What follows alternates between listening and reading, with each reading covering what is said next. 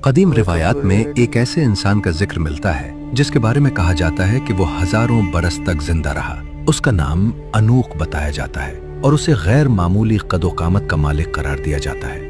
روایت ہے کہ وہ اتنا بلند قامت تھا کہ جب سمندر میں کھڑا ہوتا تو پانی اس کے ٹخنوں تک ہی پہنچتا اور وہ سمندر سے مچھلیاں پکڑ کر دھوپ میں بھو کر کھا لیتا تھا۔ کہا جاتا ہے کہ اس کی پیدائش حضرت آدم علیہ السلام کے زمانے میں ہوئی۔ روایات کے مطابق جب طوفان نوح آیا اور زمین پر سب کچھ ڈوب گیا تو کشتی میں سوار لوگوں کے سوا کوئی انسان باقی نہ بچا۔ تاہم بعض قصوں میں یہ دعویٰ کیا جاتا ہے کہ اوج بن انق اس طوفان میں بھی زندہ رہا۔ اس کی وجہ یہ بیان کی جاتی ہے کہ اس نے حضرت نوح علیہ السلام کی کشتی بنانے میں مدد کی تھی اور شام کے علاقے سے مضبوط لکڑیاں لا کر دی تھیں۔ اسی نسبت سے اسے عارضی مہلت دی گئی۔ کہا جاتا ہے کہ وہ حضرت آدم علیہ السلام کے بعد آنے والے کئی انبیاء کے ادوار سے گزرتا ہوا حضرت موسیٰ علیہ السلام کے زمانے تک زندہ رہا اور یوں اس کی عمر 3500 برس تک بتائی جاتی ہے۔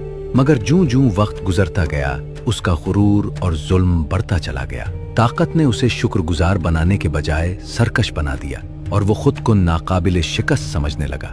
بالآخر روایات میں آتا ہے کہ اللہ تعالیٰ کی طرف سے اس کے انجام کا فیصلہ ہوا اور حضرت موسیٰ علیہ السلام کے دور میں اس کی ہلاکت واقع ہوئی۔